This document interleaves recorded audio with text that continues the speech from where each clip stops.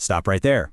Next time you get that familiar throbbing midday headache or that sudden heavy wave of exhaustion, hold off on grabbing another cup of coffee. You might think it's just fatigue, but the reality is actually kind of alarming. According to medical data, your brain might literally be shrinking right now. Seriously. When your body loses fluid, your brain tissue temporarily contracts and pulls away from your skull. So that dull ache, it's literally just your brain begging for water.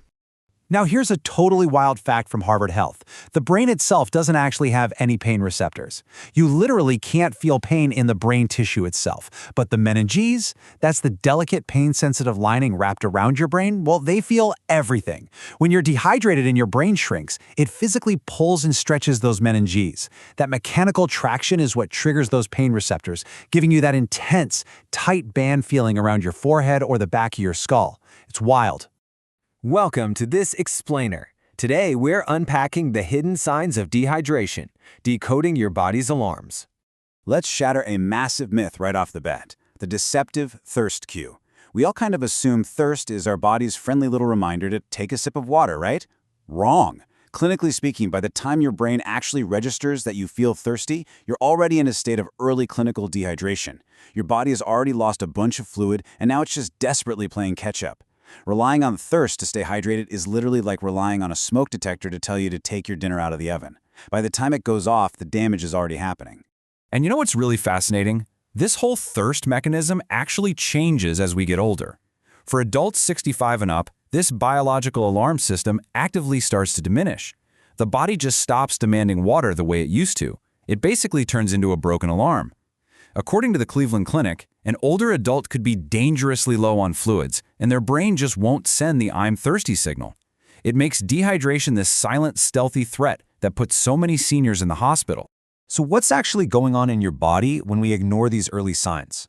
Well, losing just 2% of your body's water can absolutely wreck your focus and mood. We call it dehydration brain fog. Here's why it happens. First, less water means less blood volume, which means less oxygen is actually making its way to your brain cells. At the exact same time, you're losing crucial electrolytes like sodium and potassium. Plus, dehydration actively scrambles your neurotransmitters, the serotonin and dopamine that keep your mind clear. And to top it all off, it literally spikes your cortisol, your stress hormone. So if you're suddenly feeling super anxious, confused, or irritable at 2 p.m., you might not be stressed. You might just be 2% dehydrated. Section 1. The skin turgor test. Let's check your hydration right now. Skin turgor is just a fancy medical term for your skin's elasticity. And we're going to do a quick medical-grade test together. Doctors and ER nurses use this trick all the time to check hydration on the spot. And you can do it right now. Go ahead, pinch the skin on your lower arm, or the back of your hand, or your abdomen. Got it? Hold it firmly but gently for just a few seconds. Okay, now let it go. Watch how fast it snaps back to being flat.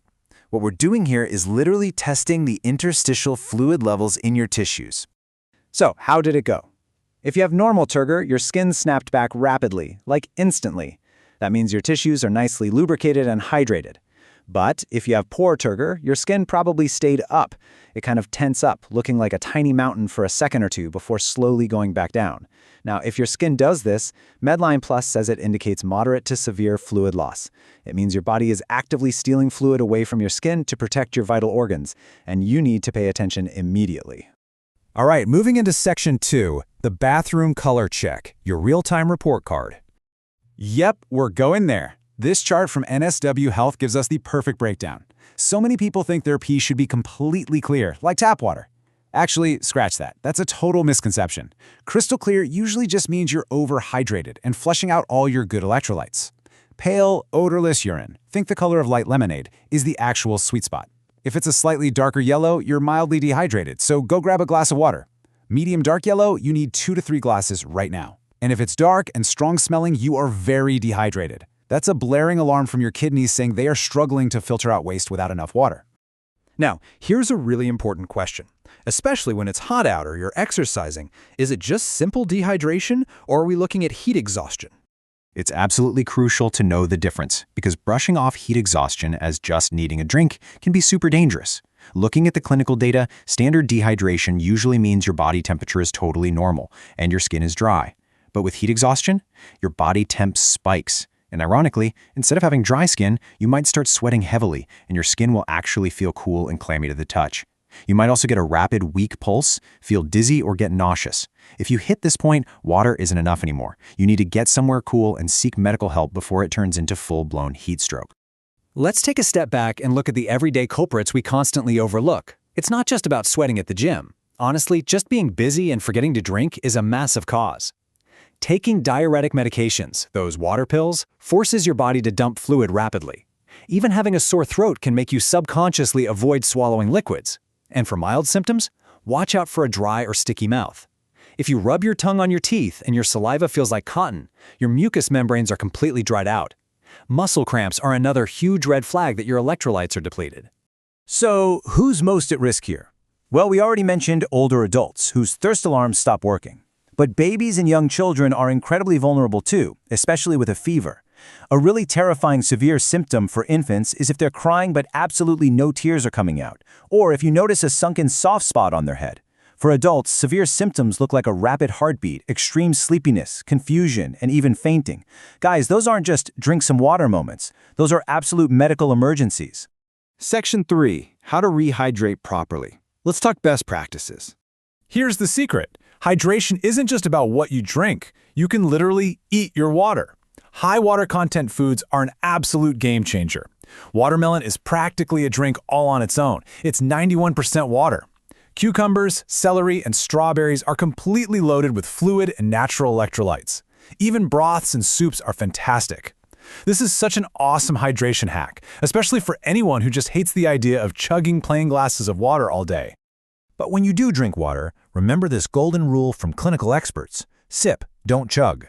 I know the urge is to just down an entire 8-ounce glass when you realize you're dehydrated, but don't do it.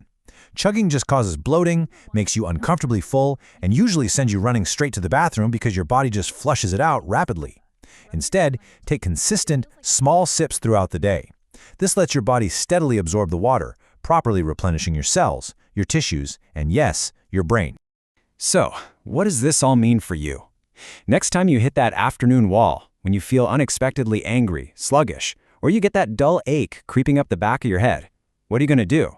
Will you just assume you're stressed and reach for a pill or maybe a sugary snack? Or will you actually recognize these hidden alarms for what they are? Your body is an incredibly intelligent machine, constantly communicating with you. So before you medicate the symptom, give your body the basic fuel it's literally begging for. Sip a glass of water, wait 20 minutes, and you might just be blown away by how fast your brain comes back online. Thanks for hanging out with me for this explainer. And remember, always listen to your body's alarms.